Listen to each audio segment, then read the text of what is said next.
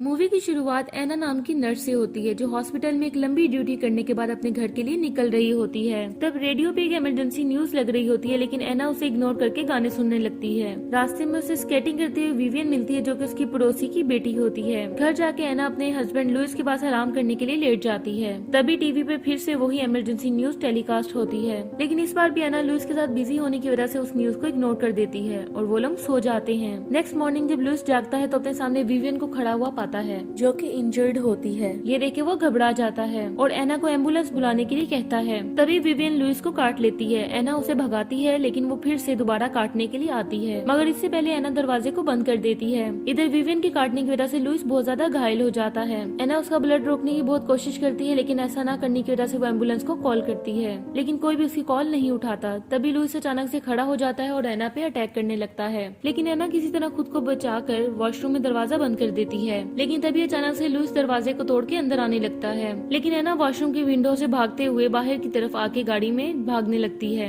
Louis उसकी गाड़ी पे बैठ के ग्लास को तोड़ने लगता है, लेकिन एना गाड़ी स्टार्ट करके वहाँ से निकल जाती है। एना देखती है कि वहाँ चारों तरफ दंगे फसाद हो रहे हैं, लोग एक दूसरे को काट रहे हैं। एना रेडियो ऑन करती है तो उसमें न्यूज सुनाई जाती है कि ये सभी के लिए एक इमरजेंसी मैसेज है कि जो कोई अपने घर से निकल रहा है तो वो घर से बाहर ना निकले और अपने घर के सभी दरवाजों को पूरी तरह से बंद कर दें। शहर में सड़कों पे चारों ओर गाड़ियों का एक्सीडेंट होने लगते हैं और लोग एक दूसरे को काट रहे थे। एना धीरे धीरे ये सब देखते हुए चल रही होती है। तभी एक आदमी उसके पास आके उसकी गाड़ी छीनने लगता है, लेकिन एना गाड़ी की स्पीड बढ़ाती है जिसकी वजह से उसकी गाड़ी क्रैश हो जाती है। इसके बाद हम यूएस प्रेसिडेंट को मीडिया कवरेज करते हुए देखते हैं, जिसमें वो कहते हैं कि ये किस्म का वायरस है जो कि लोगों के दिमाग को भड़काता है, लेकिन अभी तक हमें कोई जानकारी नहीं है कि ये वायरस आगे कैसे फैलता है। इसलिए आप लोगों को सलाह दी जाती है कि अपने अपने घरों से बाहर ना निकलें। इसके बाद हम एना को देखते हैं जिसको होश आता है तो अपनी गाड़ी से बाहर निकलती है, लेकिन तभी कोई उस पे गन तान देता है और वो पुलिस ऑफिसर केनेथ होता है। एना उसके साथ हो जाती है और वो दोनों चलते हुए एक ब्रिज के नीचे पहुंच जाते हैं और तभी कोई उनपे गोलियां चलाने लगता है और वो उनके सामने खड़े ही कुछ लोग होते हैं, लेकिन जब उन्हें पता चलता है कि वो लोग भी जिंदा इंसान है तो वो अपनी गन नीचे कर लेते हैं। तभी केनेथ आगे जाने लगता है तो उनमें माइकल नामी आदमी कहता है कि हम भी उसी दिशा से आ रहे हैं, वहाँ पहले से ही माहौल खराब है इसलिए तुम्हें वहाँ पर नहीं जाना चाहिए। ये कह के वो लोग मॉल की ओर निकल जाते हैं। केनेथ और एना भी उसके पीछे हो लेते हैं और वो सभी दरवाजे तोड़ के मॉल के अंदर जाते हैं और सावधानी से आगे बढ़ते हैं। तभी केनेथ एना और एंड्रयू की वाइफ लूडा के साथ वहीं रुकते हैं और वो दोनों सभी दरवाजों को चेक करने के लिए जाते हैं, जहाँ माइकल को एक दरवाजे के पीछे किसी के होने का एहसास होता है और जब वो दरवाजा खोलता है तो वहाँ पे ज़ॉम्बी होता है और उस पर अटैक कर देता है, लेकिन माइकल किसी तरह से बचते हुए एक लकड़ी से उसे मारने में कामयाब हो जाता है। वहीं पीछे लूडा पे भी एक ज़ॉम्बी अटैक कर देता है, लेकिन केनेथ उसे बचाता है तो वो ज़ॉम्बी उसे काटने लगता है। तभी एना केनेथ की गन पकड़ के उसे घायल करके केनेथ को बचा लेती है। इसके बाद वो दोनों भी वहीं पे आ जाते हैं और वो लोग वहाँ से भागने लगते हैं और भागते हुए एलिवेटर में चले जाते हैं और जैसे ही वो लोग ऊपर जाते हैं तो 3 सिक्योरिटी गार्ड उन पे गन तान देते हैं और वो उन्हें वहाँ से वापस चले जाने के लिए कहते हैं, लेकिन एना उन्हें कहती है कि हमारे साथ एक प्रेग्नेंट लेडी है इसलिए हमें थोड़ी देर रुकने दो। इसलिए वो लोग मान जाते हैं और आने से पहले उनके हथियार काबू कर लेते हैं। अंदर आने के बाद वो सभी टीवी देखते हैं जिसमें बताया जाता है कि ये एक वायरस है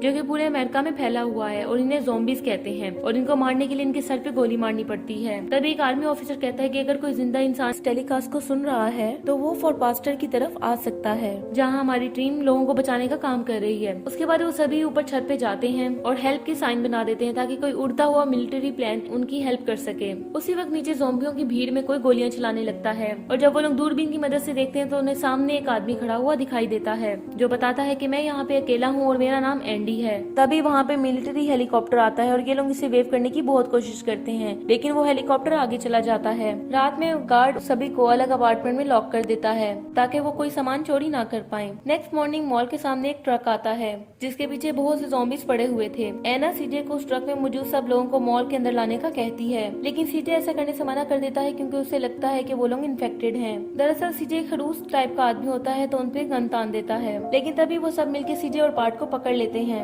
और उन ट्रक में मौजूद सभी लोगों को बचाने के लिए माइकल और एंड्रयू बाहर जाते हैं और उनको सही सलामत अंदर ले आते हैं। उस ट्रक में 8 लोग होते हैं। अब उन लोगों में से एक लेडी बहुत बुरी तरह से घायल होती है। अब साथ में फ्रैंक को भी ज़ॉम्बीज ने काटा था। अब एना उन दोनों की इलाज करने की कोशिश करती है, लेकिन अभी तक वो इस बात में श्योर नहीं होते कि ये वायरस ज़ॉम्बीज के काटने की वजह से आगे फैलता है। तभी वो घायल लेडी ज़ॉम्बी बन के उन पर अटैक कर देती है, लेकिन एना किसी तरह से उन्हें मारने में कामयाब हो जाती है। ये देख के माइकल फ्रैंक को मारने का डिसाइड करता है, क्योंकि उससे भी ज़ॉम्बीज़ ने काटा था, लेकिन जब वो उसकी मासूम बेटी को देखता है तो वैसा करने से मना कर देता है। अब फ्रैंक को एक अलग रूम में ले जाया जाता है जहाँ केनेथ उसे गोली मार देता है ज़ॉम्बी बनने के चक्कर में। उसके बाद वो लोग कई दिन मॉल में रुकते हैं मस्ती करने के लिए और एक दूसरे के अच्छे दोस्त बन जाते हैं, लेकिन किसी को भी इतने दिनों में वहाँ लूडा दिखाई नहीं देती। तभी हमें पता चलता है कि लूडा भी वायरस से इन्फेक्टेड हो चुकी थी और वो अपने बच्चे को जन्म देने वाली है, इसलिए एंटी ने उसे एक अलग कमरे में बांध रखा था। इधर बाकी लोग डिनर कर रहे थे, तभी अचानक से लाइट्स ऑफ हो जाती हैं, इसलिए वो सब बेसमेंट में जनरेटर चालू करने के लिए जाते हैं। तभी वहाँ उन्हें एक डॉग मिलता है और उन पर सब ज़ॉम्बीज़ अटैक कर देते हैं। अब वो सभी वहाँ से अपनी जान बचाते हुए भागते हैं, लेकिन बाल्ट वहीं पे उन ज़ॉम्बीज़ का शिकार बन जाता है। वो तीनों ज़ॉम्बी से लड़ते हुए किसी तरह से वहाँ से बच जाते हैं। दूसरी तरफ हम देखते हैं कि लूडा पूरी तरह से ज़ॉम्बीज़ बन जाती है और वो काफी ज्यादा डरावनी बन चुकी होती है। तभी वहाँ पे नॉर्मा आ जाती है और वो लूडा को देख के काफी ज्यादा डर जाती है और उसे शूट कर देती है। ये देख के एंड्रे नॉर्मा को शूट कर देता है और इस तरह वो दोनों आपस में गोलियां चलाते हुए मारे जाते हैं। फायरिंग की आवाज सुन के बाकी सभी लोग वहाँ पे आते हैं तो वो देखते हैं कि लूडा ने एक ज़ॉम्बी बच्चे को जन्म दिया था, इसलिए वो तुरंत उसे मार देते हैं। उसके बाद वो सभी इस जगह को छोड़ने का डिसाइड करते हैं और बोट से आइलैंड में जाने का फैसला करते हैं। सबसे पहले उन्हें यहाँ से निकलना होगा, इसके लिए वो मॉल की बसों को मॉडिफाई करके तैयार करते हैं। तभी उन्हें पता चलता है कि एंडी भूख के मारे तड़प रहा है, इसलिए वो सभी अपने डॉगी की मदद से उसके लिए खाना भेजते हैं। डॉगी वहाँ आसानी से पहुँच जाता है, लेकिन जब एंडी उसे अंदर बुलाता है तो कुछ ज़ॉम्बी भी विंडो से अंदर घुस जाते हैं। तभी निकोल अपनी ट्रक लेके और गन लेके डॉगी को बचाने के लिए चली जाती है और रेडियो से उन सभी को बताती है कि मैंने डॉगी को ढूंढ लिया है। तभी केनेथ देखता है कि छत पे खड़ा एंडी ज़ॉम्बी बनने लगा है, इसलिए वो निकोल को जल्दी से वहाँ से बाहर निकलने के लिए कहते हैं, लेकिन वो बाहर नहीं निकल पाती। उसके बाद माइकल वगैरह गन शॉप पे जाते हैं और किसी तरह उसके अंदर घुसने में कामयाब हो जाते हैं। वहाँ उन्हें एंडी मिलता है जो कि पूरी तरह से ज़ॉम्बी बन चुका था। केनेथ उसे शूट करके मार देता है